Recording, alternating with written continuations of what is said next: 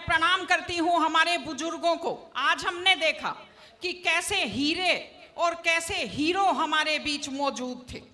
मैं प्रणाम करती हूँ अपने बुजुर्गों को जिन्होंने हमें मेहनत करने के संस्कार दिए, जिन्होंने निरंतर जूझने के संस्कार दिए, जिसके कारण कारगिल का युद्ध भी हमारे बच्चे जीतते हैं और ओलंपिक में पदक भी हमारे बच्चे जीतते हैं। वैसे आज बहुत सी तारीफें हुई हैं और यहाँ माताएं उपस्थित हैं, युवा उपस्थित हैं। जो 35-38 साल तक के बच्चे हैं वो मेरे बेटों जैसे हैं। तो सबकी माताओं की तरफ से मैं बहुत संक्षेप में छोटी सी बात आपसे अपील करना चाहती हूँ। जो कौम अपनी बड़ाई करती रहती है, अपना आत्मचिंतन नहीं करती, उसकी गति रुक जाती है प्रगति की। पहले भी बात कही गई, लेकिन मैं 3 चीज़ों की तरफ आपका ध्यान दिलाना चाहती हूँ। हमारी युवा पीढ़ी बड़ी आकर्षित हो रही है। एक नशे की आदत, एक अपराधों की तरफ आकर्षण और एक लापरवाह तेज ड्राइविंग के प्रति आकर्षण। नशे का तो ये हालत है, मैं देखती हूँ इसको बुराई नहीं समझते, लोगों ने इसको फैशन समझना शुरू किया है। फेसबुक पर बड़े शान से डालते हैं, भाइयों फलाने भाई के 2 दुकानें निकल गई हैं। तो क्या ये प्रसाद बांटने की बात है? महिलाओं के नाम से लॉटरी डाली एप्लीकेशन लगाते हैं और महिला जो घर की लक्ष्मी होती है उसका नाम बाजार में दारू के ठेके के ऊपर लिख देते हैं। ये ठीक चीज नहीं है। नशा घर को बर्बाद करता है, प्रतिष्ठा को बर्बाद करता है और महिलाएं तो बहुत दुखी हैं इस चीज से। आप कल्पना कीजिए, माँ बाप ये सोचते हैं कि बेटा बड़ा होकर हमारा सहारा बनेगा और वो बेटा दारू के नशे में आंखें तैरती हुई और टल्ले खाता हुआ घर आता है। क्या बीतती होगी माँ बाप के ऊपर।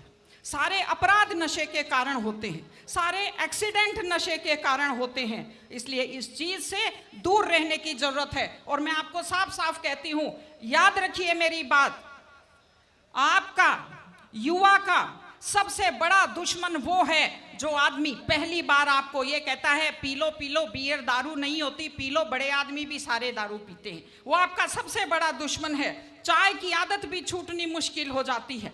दूसरी चीज अपराध। एक खास चीज जो मैंने देखी बड़ी नकारात्मक, अपनी जाति के अपराधियों का पक्ष लेना शुरू कर दिया है सबने। पितर बना दिया है अपनी जाति के अपराधियों को। ये अपराधी खुद बर्बाद होते हैं और अपने पीछे पूरी युवा पीढ़ी को बर्बाद करते हैं। मैं आपको एक उदाहरण देती हूं। एक ऐसे शख्स, एक ऐसे खिलाड़ी दिल्ली के, जिन्हें आज मेडल जीते हुए लोगों की गिनती में होना चाहिए था पहलवानी में, अपराध के कारण आज दिल्ली में जेल की सलाखों के पीछे बैठे हैं। ये हमारे लिए दुख की और शर्म की बात है। और तीसरी चीज तेज ड्राइविंग। 1 लाख युवक, बाकी बड़े उम्र के लोग अलग हैं, 1 लाख युवक जान गंवाते हैं हर साल लापरवाह ड्राइविंग के कारण। आप सोचिए, 25 साल लगते हैं एक बच्चे को पालकर बड़ा करने में और 25 सेकंड में लापरवाह ड्राइविंग के कारण वो लाश में बदल जाता है।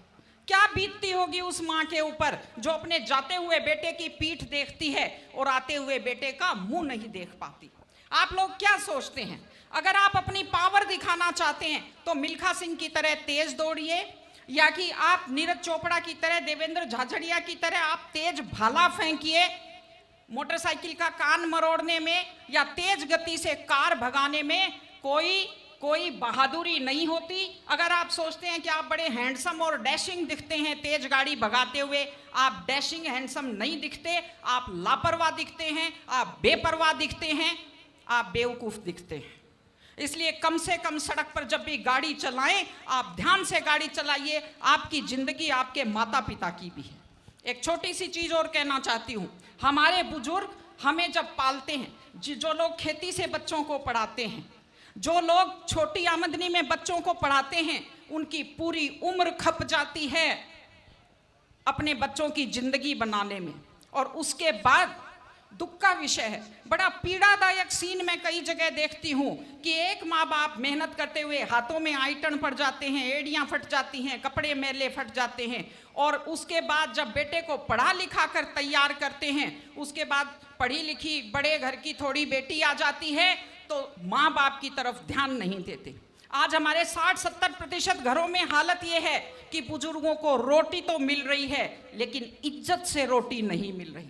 इस चीज को बदलने की जरूरत है। माँ बाप, मैं आपसे कहती हूं, जैसी भी परिस्थिति होती है, माता पिता आपको राजकुमार की तरह पालते हैं। आपकी भी ड्यूटी है, जैसी आपकी हैसियत है, बुढ़ापे में उनको बादशाहों की तरह से रखिए, उनकी सेवा कीजिए, उनका सम्मान कीजिए।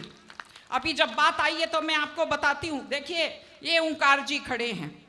कोरोना फैला, कोरोना से अपनी माता जी को बचा नहीं पाए, लेकिन उस काल में जब इतना खतरनाक माहौल था, इन्होंने अपने माताजी की इतने प्यार से सेवा की, इतने सम्मान से सेवा की कि पूरा जो कोविड हॉस्पिटल है वो आज भी इनकी सेवा का उदाहरण देता है।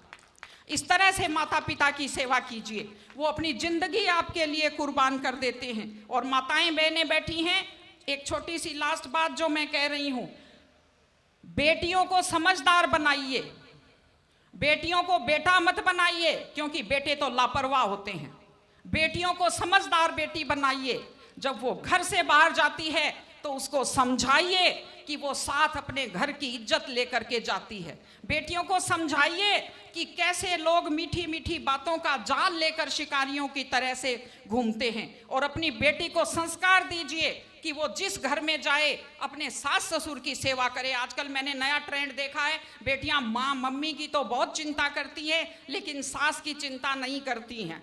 ये गलत चीज है। औरत घर की धुरी होती है। अगर वृद्ध लोगों की चिंता नहीं करेंगे तो हमारे वृद्ध लोगों को सुरक्षा कैसे मिलेगी, उन्हें सम्मान कैसे मिलेगा, इनकी जिंदगी खुश कैसे होगी। इसलिए कोई भी कौम तभी आगे बढ़ती है जब वो संस्कारवान हो, जब वो मेहनती हो, जब वो शिक्षा पर ध्यान दे। हमने ये सब किया है, मैं आपको बधाई देती हूँ, लेकिन आगे इन सामाजिक चीज़ों की हम लोग ध्यान रखें। मैं आपको बहुत बहुत शुभकामनाएं देती हूँ। सादी जिंदगी जिए, व्यसन मुक्त जिंदगी जिए, ईमानदारी की और मेहनत की जिंदगी जिए, खुश रहें आप सब लोग।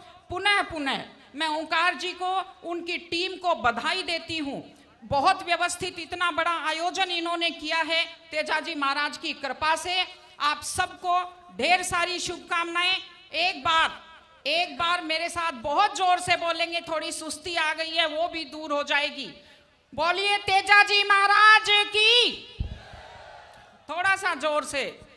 सांगलिया धूनी की, बाबा रामदेव की। और आज के कार्यक्रम के अपने सारे कार्यकर्ताओं की और उनकी टीम की बहुत बहुत धन्यवाद। नमस्कार। Thank you madam.